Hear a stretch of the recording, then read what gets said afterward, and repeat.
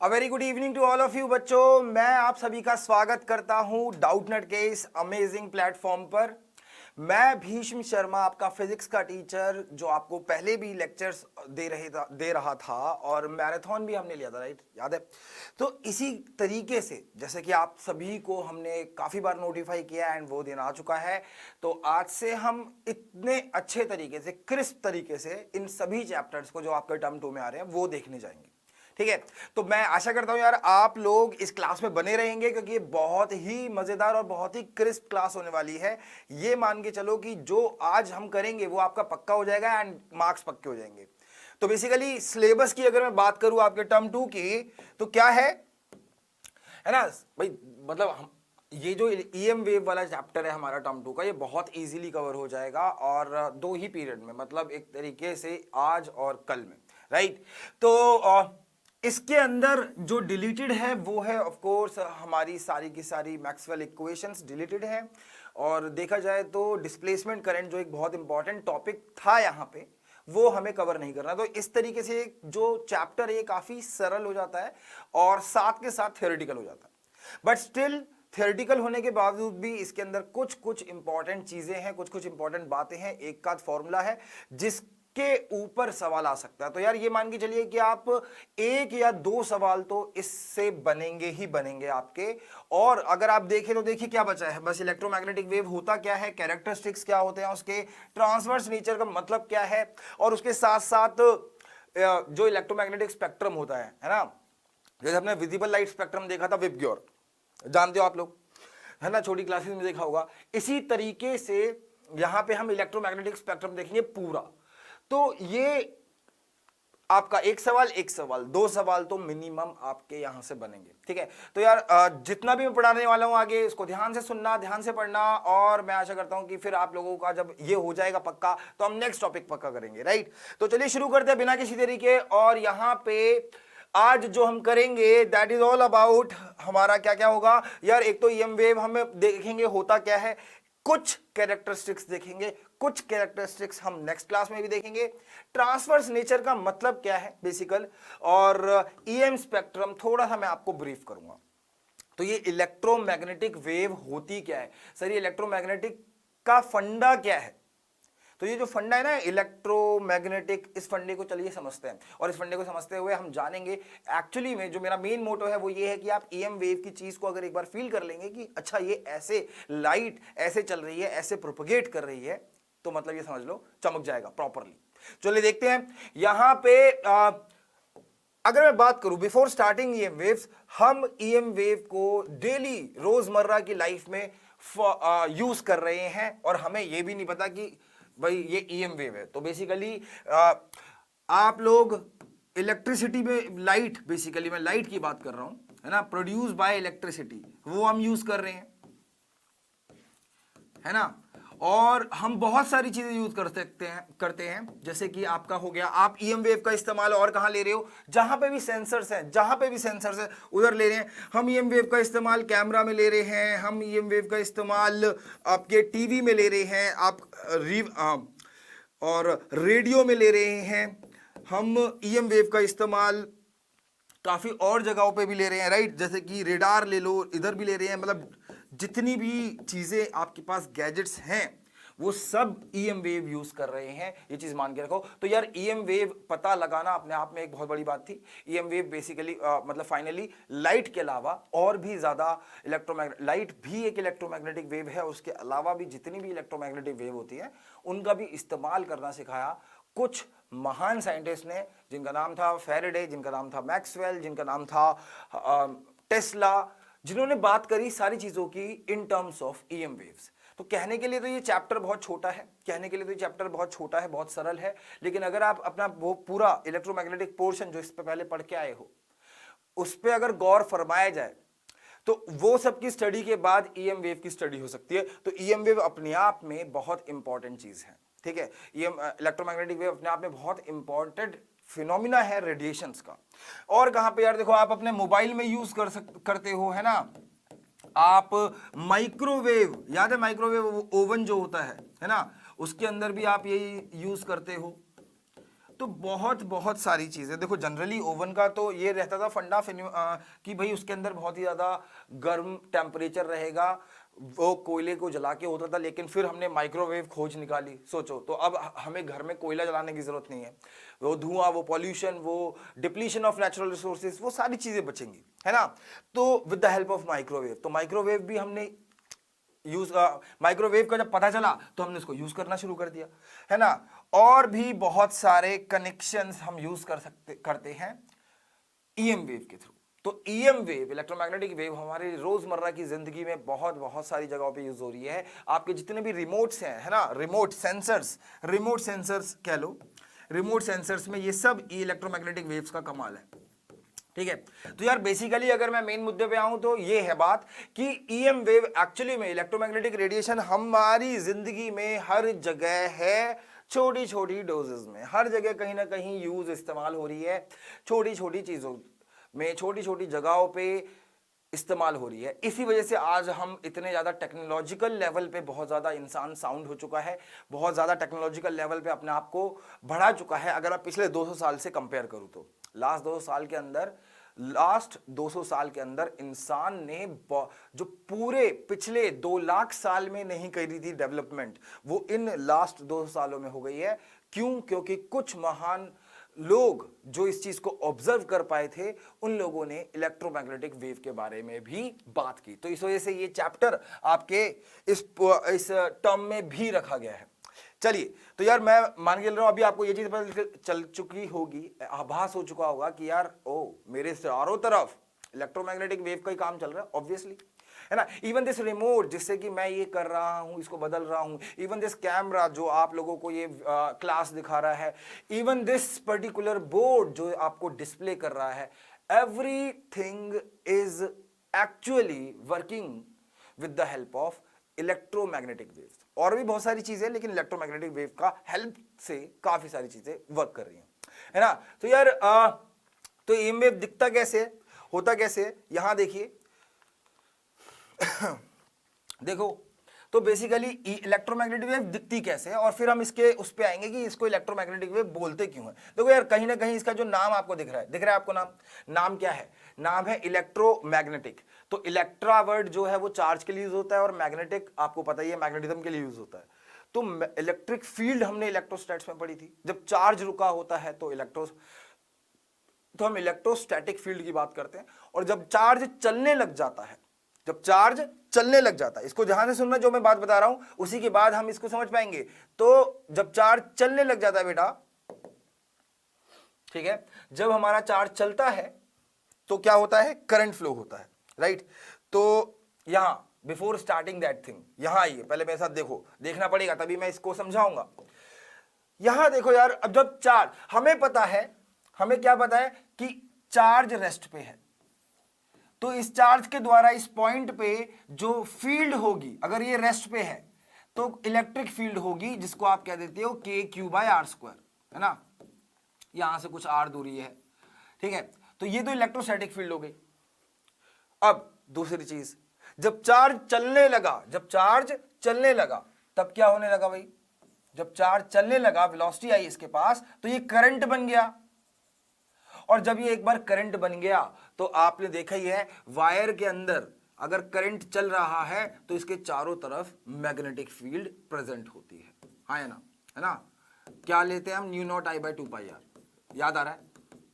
तो खुद सोचो यार, जब इलेक्ट्रिक फील्ड, तो मतलब यही चीज मैक्सवेल, फैराडे, लेंज और बाकी सारे साइंटिस्ट लोगों ने, टेस्ला, इन सब ने पकड़ ली कि अरे यहां पे अगर गौर फरमाया जाए तो जब चार्ज रुका है तो इलेक्ट्रिक फील्ड है, और जब चार्ज चलने लग गया, सोचो अभी चार्ज चलने लग जाए, है ना, तो क्या होगा?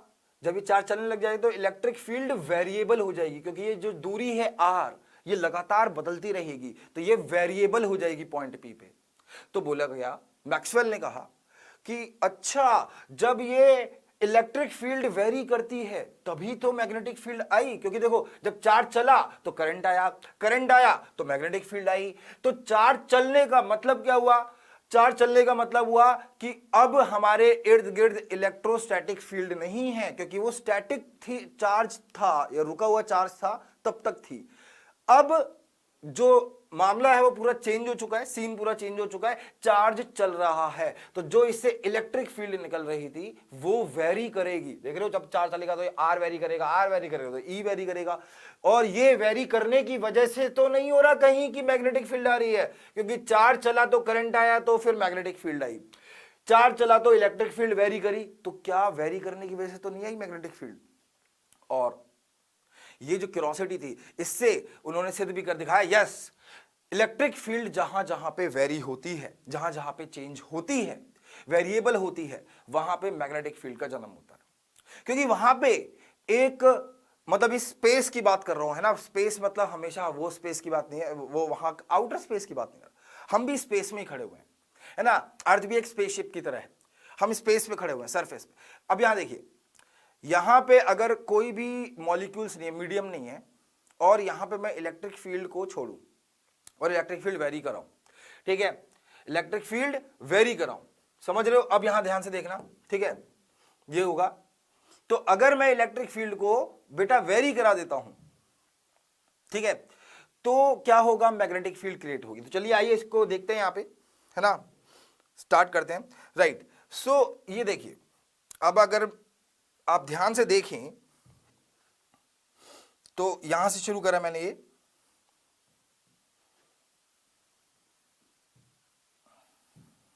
को पीछे से चलाना, रुको, ओहो, अच्छा दिखाई दे रहा है, हाँ। तो अब आप देखेंगे कि यार इलेक्ट्रिक फील्ड देख रहे हो वेरी कर रही है हर पॉइंट पे, ये वाई एक्सिस पे, ये एक्स वाई प्लेन में इलेक्ट्रिक फील्ड, है ना, इलेक्ट्रिक फील्ड वेरी कर रही है हर पॉइंट पे अलग अलग है, हर पॉइंट पे अलग अलग है, और उसके परपेंडिकुलर है magnetic field x z plane में, वो भी जहां पे वेरी करी इलेक्ट्रिक फील्ड वहां पे मैग्नेटिक फील्ड आ गई, लेकिन परपेंडिकुलर प्लेन में, ठीक, जहां पे वेरी करी इलेक्ट्रिक फील्ड वहां पे मैग्नेटिक फील्ड आ गई, लेकिन कैसे, परपेंडिकुलर प्लेन में।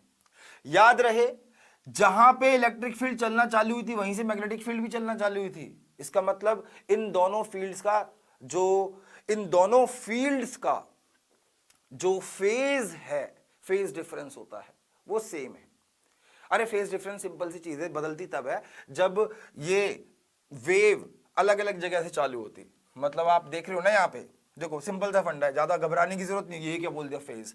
देखो, अगर यहां पे इलेक्ट्रिक फील्ड, ये मैग्नेटिक फील्ड हो गई और इलेक्ट्रिक फील्ड यहां से स्टार्ट होती, तब मैं कहता कि अच्छा इन दोनों का फेज अलग अलग है। तो बेसिकली फेज डिफरेंस ये रहता है ना कि एक वेव आपकी ऐसे स्टार्ट हो रही है और एक वेव पहले स्टार्ट हो गई, तो इनके बीच में एक फेज डिफरेंस लगातार बना रहेगा।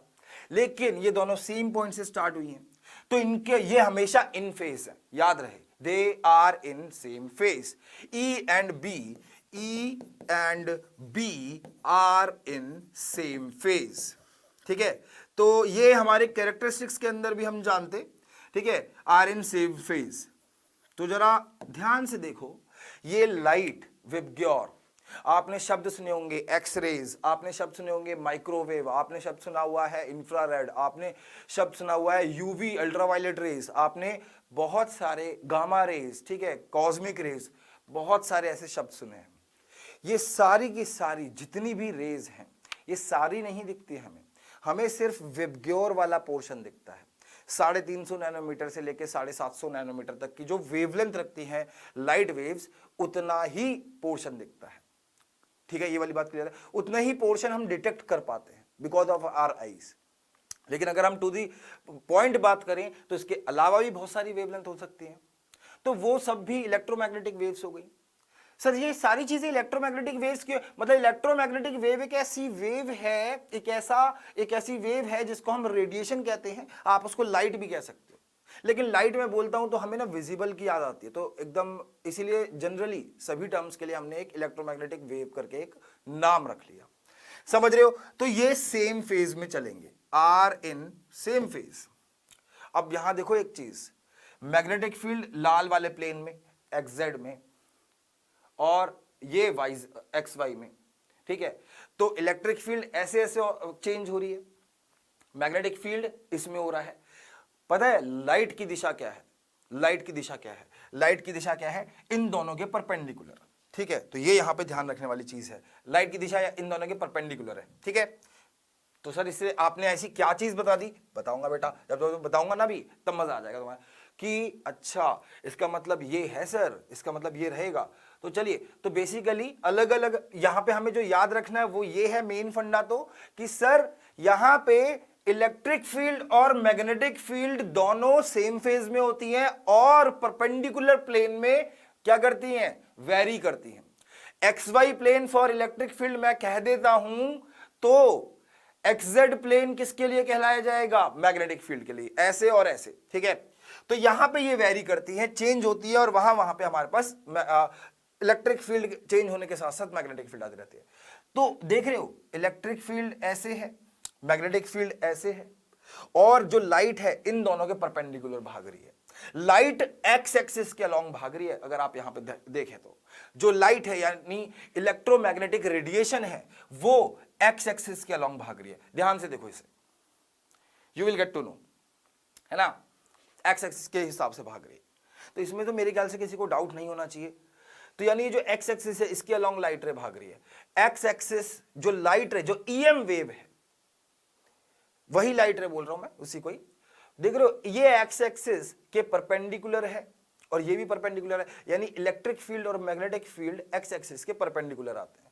समझ रहे हो? तो इसका मतलब मैं ये कह सकता हूं, तो जो ईएम वेव है, फाइनली जो वेव बनी इलेक्ट्रिक फील्ड और मैग्नेटिक फील्ड की वजह से, वो वेव परपेंडिकुलर है दोनों के, दोनों फील्ड्स के परपेंडिकुलर आगे की तरफ बढ़ती है, प्रोपगेट करती है। जो ये शब्द हम सुनते हैं ना, प्रोपगेट करती है, ये आगे की तरफ बढ़ती है। करेक्ट है ये वाली बात? ठीक है, दिख रहा है आपको ये, है ना, ये चीज क्लियर है कि नहीं है? ठीक है, चलिए तो आगे चलें, ये क्लियर हो चुका है हमें, तो इसी को और अच्छे से समझेंगे। आई नो ये तो मैंने आपको एक इंट्रोडक्शन ही दिया हुआ है, इसको और अच्छे से समझेंगे तो और अच्छे से समझ में आएगा। चलो वही चलें, तो अगर किसी को कोई प्रॉब्लम है तो एक बार जरूर डालें यहाँ पे। तो इलेक्ट्रिक फील्ड और मैग्नेटिक फील्ड के परपेंडिकुलर है, देखो इलेक्ट्रिक फील्ड है वाई की तरफ, वाई एक्सिस में, और जो मैग्नेटिक फील्ड है वो जेड एक्सिस में, और जो लाइट रे है यानी जो इसकी इस पूरी की पूरी इलेक्ट्रोमैग्नेटिक रे वेव्स के अंदर तो एनर्जी होती है ना, चलने की जो दिशा है वो एक्स एक्सिस के अलोंग ली जा रही है, यानी perpendicular to the direction of electric field and magnetic field.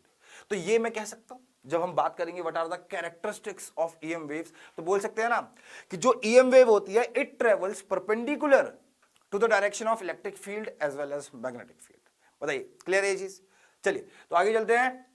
तो यस, तो हम क्यों बोल रहे हैं व्हाट आर इलेक्ट्रोमैग्नेटिक वेव्स? तो पहला फंडा यही है, अब इसको देखते चलना यार। देखो आपका जो सेकंड टर्म है ना, उसके अंदर थ्योरेटिकल चीजें ज्यादा स्टार्ट होने लगी है, लेकिन बहुत इंटरेस्टिंग बनाना ये आपके टीचर का काम है, ये मेरा काम है, आई विल डू दैट। तो नाउ यहां पे ध्यान दे रहे हो, तो इलेक्ट्रोमैग्नेटिक वेव्स कौन सी वेव्स हैं? जो कि भाई ऑब्वियसली इलेक्ट्रिसिटी और मैग्नेटिज्म को आपस में रिलेट कराएंगी, होना चाहिए ऐसा, तो नाम से पता चल रहा है, तो बिल्कुल ठीक है। तो बेसिकली हमें पता चला कि electric field, varying electric field, time varying electric field और टाइम वेरिंग मैग्नेटिक फील्ड आपस में एक दूसरे को जन्म देती हैं।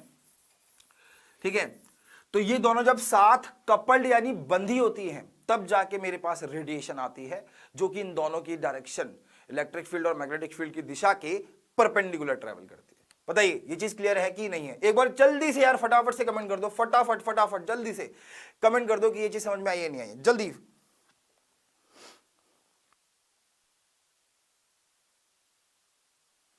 है ना?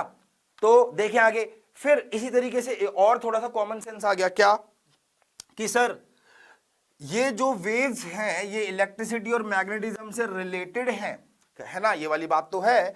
तो ये प्रोपगेट कर सकती हैं स्पेस में भी, यानी medium is not required to travel. Sound क्या होती थी, साउंड क्या है, साउंड ट्रेवल कैसे करती है? With the help of medium particle, है ना, with the help of medium particle. मैं जो बोल रहा हूं, ठीक है, या फिर अगर मान लो एक गिटार है, गिटार की आप वायर को प्लग करते हैं तो वो वाइब्रेट करती है, तो उसकी वाइब्रेशन की वजह से एयर मॉलिक्यूल्स वाइब्रेट करते हैं, और वो air molecules compression rarefaction की फॉर्म में आपके कानों तक पहुंचते हैं, और वहां जाके हमारा ईयर ड्रम भी वाइब्रेट करता है, और फाइनली हमारे कान के अंदर जाके आवाज डिटेक्ट होती है। तो साउंड को ट्रेवल करने के लिए मीडियम चाहिए, लेकिन ईएम वेव्स को ट्रेवल करने के लिए मीडियम नहीं चाहिए। क्यों? क्योंकि सीधी सी बात है, ना तो इलेक्ट्रिक फील्ड को चाहिए था मीडियम, चार्ज रखा है स्पेस में, जरूरी थोड़ा ना कि बीच में पानी भरा हो या हवा हो, तब भी एक चार्ज यहाँ है एक चार्ज यहाँ पे, दोनों को लग जाएगा रिपल्शन फोर्स अगर दोनों सेम चार्ज है, और अट्रैक्टिव फोर्स अगर दोनों सेम चार्ज नहीं है। ना तो इलेक्ट्रिक फील्ड को जरूरत है किसी भी मीडियम की, ना ही मैग्नेटिक फील्ड को जरूरत है, जरूरत नहीं है हाँ, लेकिन इसका मतलब है कि खाली जगह खाली है, वैक्यूम में तब भी ट्रेवल कर लेंगे, मीडियम है तब भी ट्रेवल कर लेंगे, है ना। यही तो देखा था 10th क्लास में, हाँ या ना, ये बताइए। देख रहे हो यहां पे, तो ये मामला भी क्लियर हो गया कि क्यों ये इनको मीडियम नहीं चाहिए, क्यों मीडियम नहीं चाहिए इनको, ये भी चीज क्लियर हो गई। उसके बाद है ना, तो ये हम एकदम एक क्वालिटेटिवली जान रहे हैं, क्वालिटेटिव एनालिसिस जो आपके बोर्ड में है उसी तरीके से हम बात कर रहे हैं यहाँ पे, ठीक है, जो सिलेबस में भी आपको बताया।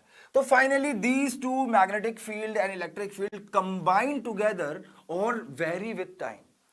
आपको ये वाला फंडा तो समझ में आया ना कि varying magnetic electric field magnetic field को जन्म देती है, तो वाइस वर्सा भी ट्रू है, वेरिंग मैग्नेटिक फील्ड भी इलेक्ट्रिक फील्ड को जन्म देती है। और इन चीजों का ख्याल रखने के लिए और मैथमेटिक्स लिखने के लिए हमारे पास एक बहुत ही धांसू बंदा था, ठीक है, जिनका नाम था मैक्सवेल। तो यार उन्होंने इतना सही तरीके से लिख दिया, मतलब उन्होंने पूरा का पूरा इलेक्ट्रोमैग्नेटिज्म ही अपनी 5 इक्वेशन में समेट के रख दिया कि जो भी ब्रह्मांड में रेडिएशन के साथ चल रहा है वो मेरी 5 इक्वेशन से आएगा, और वही 5 इक्वेशन आप पढ़ते हुए आए हो इलेक्ट्रोस्टैटिक्स में, मैग्नेटिज्म में, इन सारे चैप्टर्स में पढ़ते हुए आए हो, ठीक है। तो उनको भी एक बार मैं दिखा दूंगा, that is not totally in syllabus, लेकिन वो हमें पता तो होना चाहिए कि यार वो होती क्या है वो 5 इक्वेशन।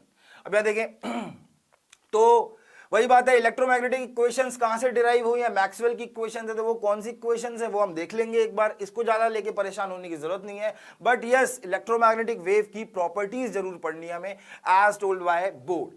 तो मैक्सवेल ने ईएम वेव्स को काफी प्रॉपर्टीज बताई उनकी, और जो कि हम बहुत ज्यादा प्रैक्टिकल पर्पसेस के लिए यूज कर पाते हैं। With the help of this, भाई एक एस्ट्रोनॉट और दूसरा एस्ट्रोनॉट अगर खड़े हैं मून पे, तो वो एक दूसरे से बात नहीं कर पाएंगे, क्योंकि भाई वहां पे है ही नहीं एटमॉस्फेयर, तो आवाज कैसे ट्रेवल करेगी मेरे मुंह से निकल के सीधा सामने वाले एस्ट्रोनॉट के मुंह से, कानों तक, सॉरी, है ना, मुंह से थोड़ी ना सुनाई देगा, कानों तक। अब ये चीज पॉसिबल कैसे है? ये चीज पॉसिबल है with the help of electromagnetic waves. मेरे पास एक सेंसर लगा हुआ है जो मेरी आवाज को सुन के बदलता है डिजिटल सिग्नल में, फिर एक ट्रांसमीटर है जो कि इलेक्ट्रोमैग्नेटिक वेव को निकाल रहा है in the form of radio wave, और फिर वो रेडियो वेव जा रही है दूसरे पर्टिकुलर एस्ट्रोनॉट के रिसीवर में आती है, और फिर उसको रिसीवर कन्वर्ट कर देता है किसके अंदर, साउंड के अंदर, और मुझे सुनाई दे जाती है। तो ये जो हुआ ना, भी जो मैंने बताया तुम्हें वॉकी टॉकी वाला काम, ओवर टू अल्फा चार्ली जो भी हुआ है ना, ये जो अभी मैंने बताया, ये with the help of EM wave हो पाया, with the help of Maxwell हो पाया, क्योंकि इन्होंने प्रॉपर्टीज को देखा था, है ना, जिसकी वजह से हम इसको प्रैक्टिकली यूज कर पा रहे हैं। तो यार देखो, ये चैप्टर पूरा थियोरेटिकल है, लेकिन इस चीज को समझ गए ना, फील कर गए कि अरे भाई ये छोटी बात नहीं है कि एक varying electric field magnetic field को जन्म देती है, और ये इंसान ने पहचान लिया। इंसान को 2 लाख साल पहले आग भी नहीं चलानी आती थी, मतलब जितना भी टाइम है वो मेरे को नहीं पता, लेकिन आग के बारे में ज्ञान नहीं था, और आज वो लास्ट 200 सालों के अंदर अदृश्य चीजों पे भी ध्यान दे गया। तो इसका मतलब फाइनली मैं क्या कहूंगा, मैं फाइनली ये कहूंगा कि भैया ये जो टाइम वेरिंग इलेक्ट्रिक फील्ड है और टाइम वेरिंग मैग्नेटिक फील्ड है, ये जो टाइम वेरिंग इलेक्ट्रिक फील्ड और मैग्नेटिक फील्ड है ना, ये दोनों जो दोस्ती करी है, इन दोनों को अगर मैं ऐड करूं तो हमारे पास फाइनली एक वेव आती है जिसका नाम है इलेक्ट्रोमैग्नेटिक वेव, जो कि ट्रेवल करती है इलेक्ट्रिक फील्ड और मैग्नेटिक फील्ड के परपेंडिकुलर। अगर इलेक्ट्रिक फील्ड ऐसे प्रोपेगेट कर रही है, मैग्नेटिक फील्ड ऐसे ऑसिलेट कर रही है, चेंज हो रही है, तो जो लाइट है, जो ईएम वेव है, वो इनके परपेंडिकुलर ट्रेवल करेगी। बट ये वाली बात समझ में आ रही है, राइट? तो यही हमने यहां पे देखा था, यही तो देखा है अभी। तो इसको अभी जो मैंने आपको बताया उसको एक बार ध्यान में रख के इसे फिर से देख लेते हैं, ठीक है? अब आप इसको ज्यादा और क्लियरली समझ पाओगे। चले देखे, है ना? तो electric field is varying in y axis और magnetic field is varying in x z plane, ठीक है, इस वाली z एक्सिस पे, तो इन दोनों के प्लेन परपेंडिकुलर है। याद रखना, both waves actually perpendicular plane में ही ऑसिलेट करती है, ठीक है। और जो इलेक्ट्रोमैग्नेटिक वेव फाइनली इन दोनों के जोड़ से जो बनती है, जो लाइट की बात कर रहे हो आप, जो रेडिएशन की बात कर रहे हो, वो इनके परपेंडिकुलर ट्रेवल करती है। यानी ये दोनों फंडे परपेंडिकुलर ट्रेवल कर रहे हैं। कितना सही बात है ये। अब इसको जरूरत नहीं है किसी मीडियम की, तो ना इनको एक वेव बोला जाता है ट्रांसवर्स वेव। इसके बारे में बात करूंगा, जो कि आपके सिलेबस के अंदर भी एक बहुत मोटा मोटा शब्द चमकता हुआ दिखता है। में क्या दिखता है, यहां दिख रहा है ना, देखें बिल्कुल लिखा हुआ है साफ साफ। अब इसको हम कैसे इग्नोर कर सकते हैं कि लिखा हुआ है देयर ट्रांसवर्स नेचर, लिखा हुआ है। इसको जानने के क्या होता है, ट्रांसवर्स वर्ड का मतलब होता है क्या है, ये भी देखेंगे, है ना, इसी लेक्चर में। तो बने रहिए यार। और ये लिंक आप जरूर शेयर करते रहिए अपने दोस्तों के साथ, के साथ क्लास के दौरान। तो यहां पे ट्रांसवर्स नेचर की अब बात कर लेते हैं, ठीक है। तो ट्रांसवर्स नेचर होता क्या है सर, मैं एक और प्रॉपर्टी के बारे में बात करूंगा इलेक्ट्रोमैग्नेटिक वेव की। भाई एक तो हमने बात कर ली, अभी तक क्या क्या बात करी है हमने बात की है पहली तो कि सर ये दोनों ना इन फेज हैं। मतलब अभी चलो 3 पॉइंट में अपनी बातों को लिख देते हैं, है ना, कि वेरिएबल इलेक्ट्रिक फील्ड किसको जन्म देती है, मैग्नेटिक फील्ड को, है ना। तो ये डिस्प्लेसमेंट करंट की जो कहानी थी, जो सिलेबस से हटा दिया है ना, हम उसके अंदर नहीं जाएंगे, लेकिन वो वही था। उसके अंदर क्या था कि ये आपके पास एक कैपेसिटर है ना, हम अंदर नहीं जा रहे हैं, लेकिन यार सोचो तो सही, जो मैंने अभी यहां बताया, अंदर नहीं जा रहे हैं, ये कैपेसिटर है, तो इस पर धीरे धीरे धीरे धीरे चार्ज होगा, धीरे धीरे। कभी आपने सोचा है ना, नहीं सोचा था, जब आपने कैपेसिटर पहली बार देखा, आप में से पक्का 100% लोगों ने, मतलब 99% लोगों ने तो ये सोचा होगा कि यार बीच में हवा है और ये करंट यहां से यहां कैसे आ गया, यहां से उछल के यहां तक कैसे आ गया। We are not going to very deep concept, formula वगैरह में नहीं जा रहे हैं, लेकिन यस, तो ये यहां से यहां कैसे आ गया, तो कैसे आ रहा था। और जैसे ही ये फुल्ली चार्ज हो जाता है, करंट फ्लो होना बंद कर जाता है।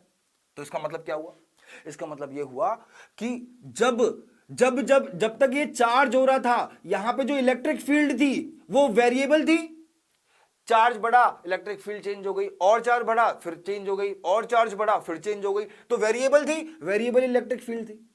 तो यहां पे वेरिएबल इलेक्ट्रिक फील्ड थी, तो इसका मतलब है यहां पे मैग्नेटिक फील्ड भी थी। और मैग्नेटिक फील्ड तो करंट के द्वारा होती है, इसीलिए इन दोनों के बीच में जो ट्रेवल करता है करंट, वो कंडक्शन करंट नहीं, उसको डिस्प्लेसमेंट करंट बोलते हैं। वो किसने पैदा किया, वेरिंग इलेक्ट्रिक फील्ड ने, है ना। तो ये चीज क्लियर है, ये आपको पता होना चाहिए। आई एम नॉट सेइंग कि आप इसका फॉर्मूला डिराइव करते हैं, ये करते हैं, वो करते हैं, क्योंकि वो आपके अभी बोर्ड्स में नहीं है, राइट। लेकिन ये फीलिंग महसूस हुई कि हाँ, variable electric field creates magnetic field, इस वेरिएबल इलेक्ट्रिक फील्ड ने मैग्नेटिक फील्ड को जन्म दिया। और हमारा दिमाग जानता है कि फिर भाई हमारे पास बायट सेवर्ट्स भी तो थे, उन्होंने बोला अगर बेटा मैग्नेटिक फील्ड है ना कहीं तुम्हारे आसपास, तो याद रखना वहां करंट है, या तो चुंबक है, चुंबक तो कहीं है नहीं, तो इसका मतलब यहां पे एक डिस्प्लेसमेंट करंट आ गया था, है ना। तो अब हम आ जाते हैं ट्रांसवर्स नेचर होता क्या है उस पे। तो यार समझ में आ रहा है तो यार मेरे को बताते रहो, आप थम्स अप डालते रहिए, सारी चीजें करते रहिए, ठीक है, जिससे कि मुझे भी एक आइडिया लगता रहे कि बच्चों को अच्छे से समझ में आ रहा है। और जो भी आपके डाउट्स होते हैं उसको भी कमेंट्स में लिखते रहिए, जब मैं आपके कमेंट्स बाद में चेक करूंगा तो बिल्कुल आपको उनके जवाब दूंगा। तो displacement current in the next class दूंगा, है ना। तो डिस्प्लेसमेंट करंट प्रोड्यूस्ड किसने किया था, प्रोड्यूस्ड बाय, सिंपल सा फंडा है, याद रखना है हमेशा, variable electric field produced by variable electric field, variable electric field. चमका, चमक गया, चले आगे। तो ये सर ये ट्रांसवर्स नेचर क्या बताता है, ये तो चलो ठीक है, वेरिएबल इलेक्ट्रिक फील्ड ने मैग्नेटिक फील्ड बना दी, और variable magnetic field electric field को जन्म देता है। हाँ सर, राइटिंग सर कैसी आ रही है, अरे यार ठीक है, वो मेरी भावनाएं समझ रहे हो ना, बहुत ज्यादा मैं घुस गया था अभी, तो राइटिंग उधर चली जाती है, वहां पे सिर्फ भावनाएं बचती हैं। तो यहां देखो अब, और देखे ये चीज क्लियर है। तो ट्रांसवर्स नेचर का क्या मतलब हुआ, ट्रांसवर्स नेचर का कि सर ट्रांसफर नेचर का मतलब हुआ कि अगर मान ले, अगर हम इलेक्ट्रिक फील्ड ऐसे कह रहे हैं, ठीक है। ट्रांसवर्स का क्या मतलब हुआ, है ना। चलो ठीक है, इसको ऐसे देखते हैं। यार एक वेव होती है लॉन्गिट्यूडनल वेव, जिसके अंदर अगर वेव ट्रेवल ऐसे कर रही है तो जो पार्टिकल्स हैं वो ऑसिलेट ऐसे करेंगे उसी के अलोंग, ठीक है।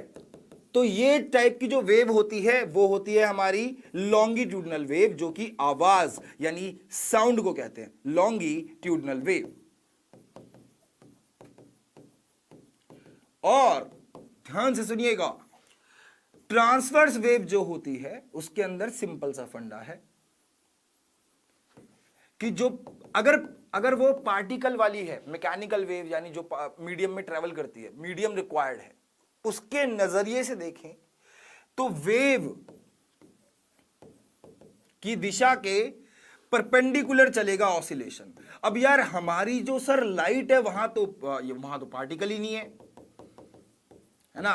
ऑसिलेशन ऑफ पार्टिकल आप यहां कह रहे हैं पार्टिकल्स का, तो ठीक है, ये लॉन्गिट्यूडनल वेव समझ में आती है। साउंड एग्जांपल हो गया साउंड। और ट्रांसवर्स वेव का सबसे बेस्ट एग्जांपल क्या है, रस्सी पकड़ो और उसे ऐसे करके मैं वेव बनाऊंगा तो उसके अंदर ट्रेवल करेगी, that is transverse wave. Wave ऐसे जा रही है लेकिन पार्टिकल ऑसिलेट ऐसे कर रहा है, वेव ऐसे जा रही है पार्टिकल ऑसिलेट ऐसे कर रहा है, राइट और रॉन्ग बताओ, ये वाली चीज क्लियर है कि नहीं है। तो फिर लाइट को क्यों बोला, लाइट को क्यों बोल दिया ट्रांसवर्स वेव। ये क्या बात हुई सर कि हम लाइट को बोलेंगे ट्रांसवर्स वेव, इसमें तो कोई ऑसिलेशन ही नहीं कर रहा या कर रहा है, ऑसिलेशन नहीं कर रहा है या कर रहा है, बताइए, मतलब ध्यान से सोच के बताओ, कोई ऑसिलेट कर रहा है नहीं कर रहा। तो जो कुछ कह रहे हैं बच्चे नहीं, कुछ कह रहे होंगे हाँ कर रहा है, तो जो हाँ कह रहे हैं कर रहा है, बात सही है, बिल्कुल सही जवाब है, कर रहा है कुछ ना कुछ ऑसिलेट, है ना। लेकिन वो क्या है, इलेक्ट्रिक फील्ड और मैग्नेटिक फील्ड। और ट्रांसवर्स वर्ड का मतलब होता है परपेंडिकुलर डायरेक्शन, मतलब जो भी मेरी चीज ट्रैवल कर रही है, जो भी वेव ट्रैवल कर रही है उसके परपेंडिकुलर डायरेक्शन। तो why electromagnetic wave is a transverse wave, आपको अंदाजा लगा। तो वो क्यों है, क्यों है, क्यों है, ये पता चला कि नहीं चला, बताओ। वो इस वजह से है, यहां पे हम देख सकते हैं, ठीक है, इस वजह से। तो याद रखना है हमें हमेशा कि जो ईएम वेव है वो सदैव परपेंडिकुलर, वो एक्स एक्सिस के अबाउट चल रही है, ठीक है। तो ट्रांसवर्स है, लेकिन सर इसमें ट्रांसवर्स बनाने वाला है कौन, पार्टिकल तो ऑसिलेट नहीं कर रहा है, तो बेटा ट्रांसवर्स बनाने वाला है variable electric field and variable magnetic field, both are variable in perpendicular planes. और वेव की दिशा के परपेंडिकुलर ही तो कर रहे हैं यार ये, भाई वेव ऐसे जा रही है तो उसकी दिशा की या तो ऐसे परपेंडिकुलर हो जाओगे या फिर ऐसे परपेंडिकुलर हो जाओगे। अब ऐसे तो नहीं होंगे ना परपेंडिकुलर, ये तो क्या है हमारी लॉन्गिट्यूडनल, परपेंडिकुलर ऐसे हो जाओगे या ऐसे हो जाओगे। तो इस वाले प्लेन में मैं इलेक्ट्रिक फील्ड वेरिएबल मान लूं तो इस वाले प्लेन में मैग्नेटिक फील्ड वेरिएबल होगी, और यहां जाएगी मेरी लाइट। तो इस तरीके से जो लाइट है वो ट्रैवल करती है, और उसकी जो ट्रैवलिंग स्पीड है ब्रह्मांड में सबसे ज्यादा है, जो है 3 × 10⁸ मीटर पर सेकेंड। चलिए आइए उस तरफ थोड़ा सा बढ़ते हैं। तो नाउ यहां देखिए, तो ये क्लियर हो गया ट्रांसवर्स नेचर होता है, ठीक है, ये ट्रांसवर्स नेचर होता है किसका, ईएम वेव का, है ना, ऑफ ईएम वेव। यो भाई अगर समझ में आया है तो लिख दो यो, नहीं तो लिख दो no, we will figure it out कि किस तरीके से, है ना। चलो तो अब आ जाते हैं मेन, और जो फंडा हमारा, हमने जान लिया कि इलेक्ट्रोमैग्नेटिक वेव क्या है, कैसे बनी, किसने कहा, क्या कैसे पहचाना इंसान ने एज अ साइंटिस्ट। अब यहां पे अगर मैं बात करूं व्हाट आर द कैरेक्टरिस्टिक्स, तो बेटा कुछ कैरेक्टरिस्टिक्स हम इस क्लास में देखेंगे और बाकी सारी चीजें हम नेक्स्ट क्लास में भी देखेंगे। तो यहां ध्यान दीजिए, देख रहे हो, तो यार इलेक्ट्रोमैग्नेटिक वेव्स ट्रांसवर्स होती हैं नेचर में, ठीक है, as they propagate by variable electric field and magnetic field such that two plane are in the perpendicular to each other। समझ गए यार इस लाइन का मतलब, अब तुम समझ गए। मतलब मैं अगर तुम्हें ये सिर्फ सीधा आते ही बोल देता और लिखवा देता और कह देता कि ऐसे ही होता है, तुम भी मान लेते ऐसे ही होता है, अरे उसके पीछे की कहानी जानी आपने, उसके पीछे का जो मेन मुद्दा था मैक्सवेल का, फैराडे का, वो जाना हमने कि अच्छा वो डिस्प्लेसमेंट करंट वाली बात, वो बेसिक फीलिंग कि यार इलेक्ट्रिक फील्ड चेंज होगी तो मैग्नेटिक फील्ड आएगी, इसका मतलब पक्का करंट है, और करंट तो दिख ही नहीं रहा तो वो इसका मतलब वो डिस्प्लेसमेंट करंट है, ठीक है। और इसका मतलब यानी इलेक्ट्रिक फील्ड मैग्नेटिक फील्ड एक दूसरे से जुड़ी हुई है, इलेक्ट्रिक फील्ड मैग्नेटिक फील्ड जुड़ी हुई है। अगर वेरी करी तो इसका मतलब मैग्नेटिक फील्ड पैदा होगी, अगर मैग्नेटिक फील्ड वेरी करी तो वहां पे इलेक्ट्रिक फील्ड पक्का आएगी। राइट और रॉन्ग, ये बताइए क्लियर हुआ है कि नहीं हुआ? ठीक है, ये चमक गया। तो यार उसके बाद दूसरी प्रॉपर्टी, ऐसे बहुत सारी प्रॉपर्टीज है, मैं ये कह ही नहीं रहा कि सिर्फ 2 ही कैरेक्टरिस्टिक्स हैं या 3 ही है, बहुत सारे हैं, ठीक है। वी विल सी देम, आगे आने वाली क्लास में भी उनको देखेंगे। तो यहां पे यार देखो, एक्सेलरेटेड चार्जेस जो होते हैं वो रिस्पॉन्सिबल होते हैं इलेक्ट्रोमैग्नेटिक वेव्स को बनाने के लिए, ये याद रखिएगा। ये आप पढ़ोगे भी उस चैप्टर में, पढ़ते अपने जो एक कम्युनिकेशन चैप्टर आता है, उसके अंदर क्या है कि अगर ईएम वेव्स प्रोड्यूस कैसे करनी है, ऑब्वियसली अब ईएम वेव कौन, इलेक्ट्रिक वेव कौन प्रोड्यूस करता था, इलेक्ट्रिक फील्ड, चार्ज। तो चार्ज को एक्सेलरेट कर दूं यानी ऑसिलेट कर दूं तो क्या प्रोड्यूस करेगा, ईएम वेव। क्योंकि चार्ज चला तो इलेक्ट्रिक फील्ड वेरी करी, वो वेरी करी तो इसका मतलब क्या आ गया, मैग्नेटिक फील्ड आ गई। अब ये दोनों आ गए, इलेक्ट्रिक फील्ड और मैग्नेटिक फील्ड, तो ये दोनों एक दूसरे के परपेंडिकुलर प्लेन में करेंगे और जो लाइट यानी रेडिएशन होगी वो इन दोनों के परपेंडिकुलर एक्सिस के अलॉन्ग ट्रेवल कर जाएगी। करेक्ट और नॉट, बताइए, ठीक है। तो ये भी याद रखनी है, ये प्रॉपर्टी कैरेक्टरिस्टिक्स 1, ये 2, और याद रखें थ्योरेटिकल चीज में ना आपका जो एजर्शन रीजन या स्टेटमेंट 1 स्टेटमेंट 2 या फिर कोई भी सवाल कभी मत सोचना कि डेरिवेशन या फिर ये तो नहीं आएगी क्योंकि एमसीक्यू है। अरे मैं एमसीक्यू तो हम कहीं से भी बना सकते हैं, चाहे आपकी डेरिवेशन हो किसी चीज की।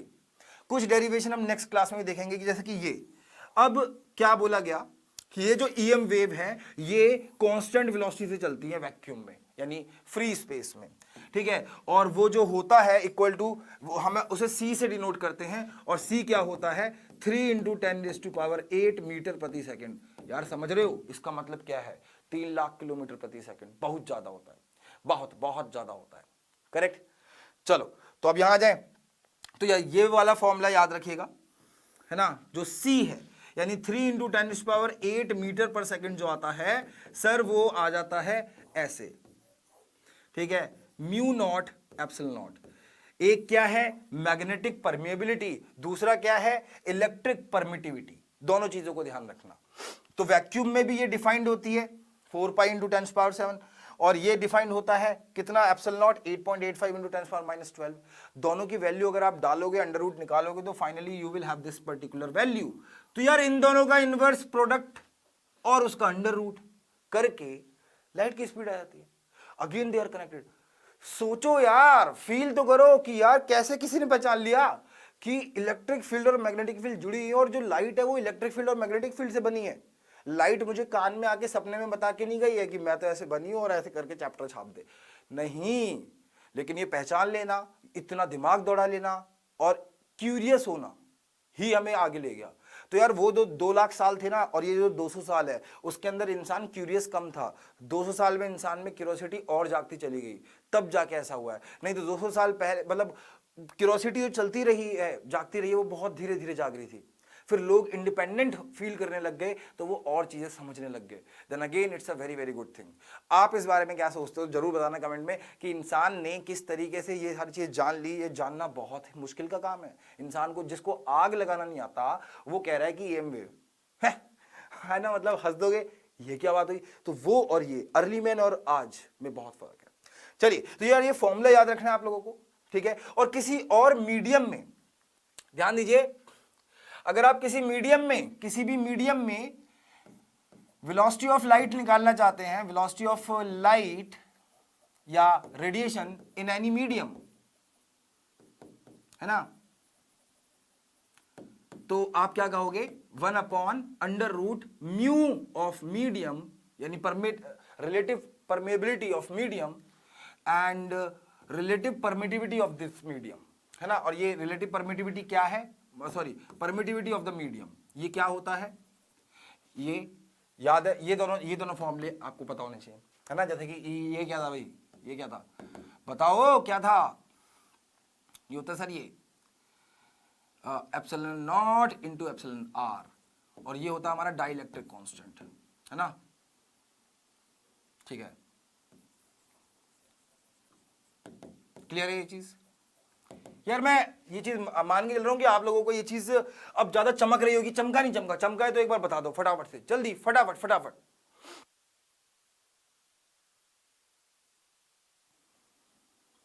नाउ चलिए कुछ सवाल करेंगे। तो मैक्सवेल ने ये सारी बातें कर दी कि यार ये दोनों आपस में जब टाइम वेरिंग होती हैं तो क्या हो जाता है, क्लेम किया उसने इस चीज पे, इस बारे में हम चर्चा कर चुके हैं। नाउ ऑन द फेराडे ने ये वाली बात की कि टाइम वेरिंग मैग्नेटिक फील्ड पैदा करती है इलेक्ट्रिक फील्ड को, उल्टी बात करी इसने। लेकिन बात यह है कि दोनों उल्टी बात है, दोनों एक दूसरे के वाइस वर्सा है और दोनों ट्रू है। ये नहीं कि सर इसने उल्टी बात कह दी ये गलत होगा, जिसने उल्टी बात की वो गलत है, नहीं। तो ये क्लियर है। नाउ फिर according to Faraday and Lenz law, इन्होंने ईएमआई की बात की थी ना, इलेक्ट्रोमैग्नेटिक फोर्स, इलेक्ट्रोमैग्नेटिक इंडक्शन, वो क्यों हो रहा था? फैराडे ने बोला कि अगर मैं वेरिएबल फ्लक्स रखूंगा तो इसका मतलब है क्या आ जाएगा, ईएमएफ इंड्यूस हो जाएगी। ईएमएफ इंड्यूस होने का मतलब क्या है, वहां पे इलेक्ट्रिक चार्ज चले हैं। चार्ज चलाए किसने? इलेक्ट्रिक फील्ड ने। क्यों? क्योंकि electric field potential difference create करती है, या राइट? तो देखो यहां क्या लिखा हुआ है, is induced in the circuit. और ये एक तरीके से आपकी एनसीईआरटी रीडिंग हो रही है। काफी बच्चे बोलते हैं सर एनसीईआरटी भी रीड होगी क्या? बिल्कुल होगी। यहां देखो हो रहा है वो काम। तो ये चैप्टर आप किताब में देखोगे तो डर जाओगे, मैं सही बता रहा हूं। लेकिन यहां देखोगे मेरे साथ, भीष्म सर के साथ, तो आपको मजा आएगा। आप चीज उसको फील करोगे। जब आप फील करोगे तो आपको फिर डर नहीं लगेगा किसी से, फिर आप नहीं रुकने वाले भाई। Amount of magnetic flux link with the charge changes, right? तो करंट जनरेट होना शुरू हो जाता है सर्किट्स में, जो मैंने अभी आपको बताया कि भाई पोटेंशियल डिफरेंस क्रिएट हुआ और ये सारी चीजें, राइट? तो मैक्सवेल ने ये चीज जब पता लगाई तो उसने कहा वाइस वर्सा तो ट्रू है। उसने कहा टाइम वेरिंग इलेक्ट्रिक फील्ड, बिल्कुल। तो इसने बात कर दी थी उसकी, time varying electric field magnetic field बना रही है। इसने बात कर दी थी एम्पियर लॉ जो पढ़ा था ना, एम्पियर सर्किट लॉ, उसको गलत करने वाली। खैर मैक्सवेल की चर्चा इतनी ज्यादा नहीं करेंगे क्योंकि वो हमारे सिलेबस से हट गया है, लेकिन स्टिल हमें पता होना चाहिए, थोड़ा बहुत तो पता होना चाहिए। तो these are the Maxwell's equation, यार जिसके बलबूते पे मैक्सवेल छा गया, मतलब बहुत छा गया। समझ रहे हो? इतना छा गया कि उसने आइंस्टीन की भी बहुत ज्यादा मदद करी मैथ्स लिखने में, और आइंस्टीन ने इस बेसिस पे फोटो इलेक्ट्रिक इफेक्ट दिखाया। मतलब यार ये अलग ही क्लासी लोग थे। मतलब मैक्सवेल ने फैराडे को 20 साल की जो उसकी वो थी ना, 20 साल तक लोगों ने फैराडे को पागल बोला। ऐसे कैसे हो जाएगा कि तुम मैग्नेटिक फ्लक्स पता नहीं क्या क्या बोल रहे हो, और मैग्नेटिक फील्ड वेरी करोगे तो करंट आ जाएगा। ये तो भगवान का खेल है, भगवान लेके आए हैं। हाँ बिल्कुल भगवान, यार देखो भगवान सारी चीजों के पीछे है। इलेक्ट्रिक फील्ड मैग्नेटिक फील्ड किसने बनाई होगी? भगवान ने बनाई। लेकिन ऐसा नहीं है ना कि फैराडे बस उन दोनों के बीच का वो समझ गया मैकेनिज्म कि इस वजह से हो रहा है। लेकिन 20 साल तक ये चीज सहने के बाद मैक्सवेल ने उसकी मदद करी, और ये लिख के फाइनली मैक्सवेल ने कहा कि कोई भी इलेक्ट्रोमैग्नेटिक फिनोमिना इनसे बाहर नहीं है। This is our Gauss law. ये याद करने की जरूरत भी नहीं, बिकॉज ये आपके सिलेबस में नहीं आएगा, लेकिन आपको पता तो होना चाहिए यार थोड़ा बहुत, ठीक है? ये E dot D L Faraday's law और ये एम्पियर मैक्सवेल लॉ, तो देख रहे हो, है ना?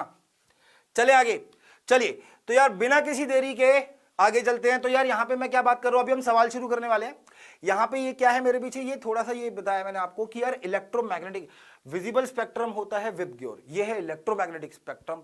इसको हम नेक्स्ट क्लास में और अच्छे से जानेंगे, डिटेल में जानेंगे, और प्रॉपर्टीज और कैरेक्टरिस्टिक्स और देखेंगे ईएम वेव्स की। तो हर एक रेडियो वेव हो गई, ये इसके बारे में डिटेल कल मैं बात करने वाला हूं, तो कल भी पक्का आना है, राइट? नेक्स्ट क्लास में इनके बारे में बात करेंगे। तो दे बोथ आर रिलेटेड, है ना? यहां देखो वेवलेंथ ज्यादा है, यहां पे वेवलेंथ कम है, फ्रीक्वेंसी बढ़ गई। जिसकी फ्रीक्वेंसी ज्यादा उसमें एनर्जी ज्यादा। तो गामा रे, एक्सरे में एनर्जी बहुत ज्यादा होती है, इस वजह से ये पेनिट्रेट कर जाते हैं। अल्ट्रावायलेट रे में क्योंकि फ्रीक्वेंसी ज्यादा तो एनर्जी ज्यादा, ठीक है? कैसे कह सकते हो सर आप? ये हमने पता है कैसे, मैंने तुमने 11th क्लास में पढ़ा था, प्लैंक्स पढ़ा था, नहीं पढ़ा था प्लैंक के बारे में? क्या था वो? उसने बोला ये होता है सर, उसने बोला सर एनर्जी ऑफ एवरी वो रेडिएशन इज दिस, और ये क्या है? फ्रीक्वेंसी पे डिपेंड करती है। और उसने ये भी बताया था कि सर जो फ्रीक्वेंसी है वो सोर्स पे डिपेंड करती है, ठीक है? तो याद रखिएगा, सोर्स बदलूंगा तभी बदलेगा। ईएम वेव की फ्रीक्वेंसी बदलना चाहते हो तो तभी बदलेगी वो, जब आप उसका सोर्स चेंज करोगे। मीडियम चेंज करने से कुछ नहीं होगा। आपने ऑप्टिक्स में पढ़ोगे कि मीडियम चेंज करने से लाइट स्लो हो जाती है। यस दैट इज राइट, वो भी मैं आपको बहुत अच्छे से बताऊंगा, सोर्स पे डिपेंड नहीं करती। तो चलिए यार फटाफट से कुछ सवाल मैं आपके लिए लेके आया हूं, बहुत ही बढ़िया बढ़िया थ्योरेटिकल है ना। सर न्यूमेरिकल क्यों नहीं आ रहे? जिन बच्चों को न्यूमेरिकल से प्यार था वो हिचकिचाए ना, वो परेशान ना हो, उनकी भी दुविधा दूर करी जाएगी कल के लेक्चर में, ठीक है। तो यहां पे आ जाते हैं क्विज पे। तो यार पहला सवाल आप लोगों के सामने आने जा रहा है और इसको सॉल्व करने के लिए आपके पास मात्र 20 सेकंड है, फटाफट से करो 20 second. In an electromagnetic wave the phase difference between electric field and magnetic field vectors are, कितना होता है? जो बच्चा मेरे को शुरू से इस क्लास में सुन रहा है ना वही फोड़ पाएगा, जल्दी फटाफट जल्दी से कीजिए।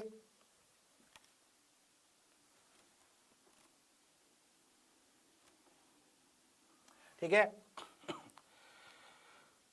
और यहां पे 20 सेकंड आपके पूरे होते हुए नेक्स्ट सवाल 20 सेकंड पूरे हो गए भैया, हो गए।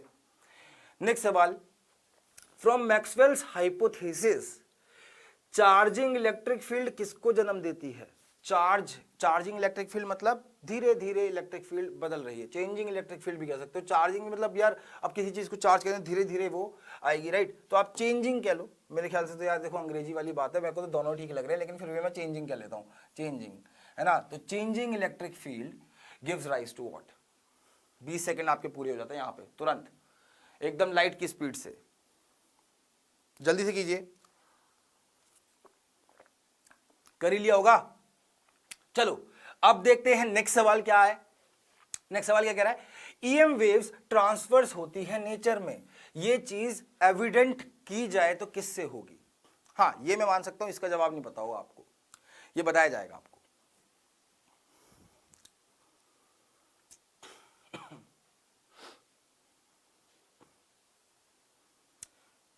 अगेन 20 सेकेंड है और समय समाप्त होता है। अब fourth question, which of the following is not EM wave? इनमें से कौन ईएम वेव नहीं है? अगेन ये भी नहीं पता होगा, मैं जानता हूं, लेकिन अगर पता है तो फिर प्लीज आंसर बताइएगा। वही बात है, डेली शाम को 8 बजे सीबीएसई 11th 12th पे मुझे फॉलो करो और मैं आपके मार्क्स लेके आऊंगा, ठीक है। पेपर आप ही दोगे, दिमाग मेरा होगा, मैं आपको सिखाऊंगा ना, क्योंकि ठीक है।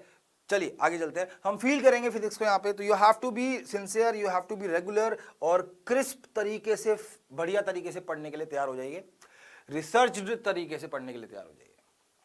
Now if E and B represent electric and magnetic field, तो यार अगर मैं लाइट की इक्वेशन लगने लग गया, ईएम वेव की इक्वेशन लिखने लग जाऊं, तो बताइए डायरेक्शन ऑफ प्रोपगेशन कैसे पता चलेगी मुझे? बहुत बढ़िया सवाल है, अगर आप बता सकते हो तो करो यार, है ना। परपेंडिकुलर से क्या समझ में आता है वो भी, और इसको डिटेल में डिस्कस करूंगा मैं नेक्स्ट क्लास में, जो आपकी नेक्स्ट क्लास होगी, ठीक है। सर आपने तो कहा था थ्योरी है, अरे ये छोटे मोटी चीजें तो ये तो आएंगी ना, मैंने शुरू में ये भी बोला था कि एक का फॉर्मूला है, देखो यहाँ पे, और वो आया कैसे उसके बारे में बात करेंगे, ठीक है। चलिए तो समय हो जाता है आपका समाप्त यहाँ पे। यार आ जाओ, 20-20 सेकंड है ना, तो 20-20 सेकंड में कर लेते हैं, 1 मिनट में सॉल्व खत्म इसे पूरा। यहां देखो सर, ईएम वेव मैंने आपको शुरू में बताया था कि जो ईएम वेव्स हैं वो एक दूसरे के फेज में चल रही हैं। अगर इलेक्ट्रिक फील्ड है ऐसे ट्रेवल कर रही है ना, इलेक्ट्रिक फील्ड ऐसे ट्रेवल कर रही है, तो जो मैग्नेटिक फील्ड है वो भी इसके साथ साथ कदमों से कदम और एकदम कंधे से कंधा मिला के चल रही है भाई, समझ रहे हो। फेज डिफरेंस तब होता जब इलेक्ट्रिक फील्ड ऐसे होती और मैग्नेटिक फील्ड कहीं और से चल रही होती, तब फेज डिफरेंस आता, लेकिन अभी फेज डिफरेंस क्या है? 0। याद रखना ये, और ये सवाल आ भी सकता है, बहुत इंपॉर्टेंट क्वेश्चन है। नाउ अरे चेंजिंग इलेक्ट्रिक फील्ड किसको जन्म देगी? Sir changing electric field magnetic field को जन्म देगी, बात खत्म, सिंपल है, यही तो बात है, यही तो पढ़ा था हमने, ठीक है। ट्रांसवर्स नेचर कैसे पता चलता है? ये एक अच्छा सवाल है, पोलराइजेशन से। अब मैं बताता हूं ये होता क्या है। देखो ये नहीं है पोलराइजेशन। क्या मतलब, क्या होता है यार, ये जो इलेक्ट्रिक फील्ड है ना हमारी, ये ना आपके हर प्लेन में ऑसिलेट करती है, देखो, है ना। मतलब जब सूरज से लाइट निकल के आती है ऐसे ऐसे ऐसे ऐसे ऐसे ऐसे ऐसे ऐसे मैं आपके लिए लेके आऊंगा इससे भी रिलेटेड एनिमेशंस, ठीक है, इस तरीके से। तो ये ऑसिलेट करती है, लेकिन मुझे तो चाहिए थी सिर्फ परपेंडिकुलर प्लेन में। तो मैंने इसको एक ऐसे क्रिस्टल से पास कराया जिसने सिर्फ और सिर्फ किसको जाने दिया, ये कोई क्रिस्टल है, ये इलेक्ट्रिक फील्ड आ रही है, तो इसको कहते हैं अनपोलराइज। ये हर अनपोलराइज मतलब यार ये लाइट आ रही है, पता नहीं कल कितने सारे इलेक्ट्रॉन्स ने मिलके फोटोन छोड़ा होगा, ये भी जानेंगे मॉडर्न फिजिक्स में, ठीक है। तो अनपोलराइज्ड है, तो जैसे ही मैं इससे पास करूंगा तो सिर्फ एक ही प्लेन की चीजें बचने वाली हैं, वो है परपेंडिकुलर प्लेन, सिर्फ ये। तो यस, पोलराइज करने का मतलब है आप फालतू हटा रहे हैं, सिर्फ वही इलेक्ट्रिक फील्ड रख रहे हैं, वही वाइब्रेशंस रख रहे हैं जो आपको जिस प्लेन में चाहिए, ठीक है। नाउ इनमें इलेक्ट्रोमैग्नेटिक वेव कौन नहीं है, बीटा रेज, क्योंकि ये होती है बीटा रेज, ईएम वेव नहीं है, ये तो इलेक्ट्रॉन से चलती है, इलेक्ट्रॉन वेव है। मॉडर्न फिजिक्स में जानेंगे आप, बने रहना है बस मेरे साथ, आपको इलेक्ट्रॉन वेव है ये, एक तरीके से जानेंगे क्या होता है मॉडर्न फिजिक्स में, ठीक है। लेकिन आपको नहीं आता था कोई बात नहीं, लेकिन अब तो आ गया, अब तो याद रहेगा या नहीं, ठीक है। नाउ लास्ट क्वेश्चन बेटा, इसमें होता है ई क्रॉस बी। ये मुझे क्या देता है, क्या देता है, मुझे एक नया वेक्टर देता है, इलेक्ट्रोमैग्नेटिक वेव की डायरेक्शन देता है।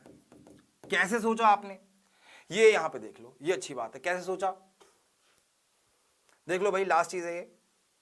सर आपने कैसे सोचा, मैं बता रहा हूं, मैं नहीं बता रहा, चलो। तो कैसे सोचा, बहुत ज्यादा टाइम हो जाएगा, कैसे सोचा नेक्स्ट क्लास में जानते हैं, ठीक है। कल की क्लास में आओ शाम को सेम 8 बजे, और अपने दोस्तों से भी शेयर कर दो ये क्लास, ठीक है। तो जिन्हें फिजिक्स में प्रॉब्लम है ना, फील कर जाओगे तो तुम नहीं रुकने वाले, फिर मैं बता रहा हूं। चलो तो मिलते हैं नेक्स्ट क्लास में, ईएम स्पेक्ट्रम जानेंगे और बाकी बचे हुए कैरेक्टरिस्टिक्स और प्रॉपर्टीज जानेंगे विद ऑल फार्मूला डेरिवेशन। तो मिलते हैं कल, तब तक के लिए good night, take care, thank you.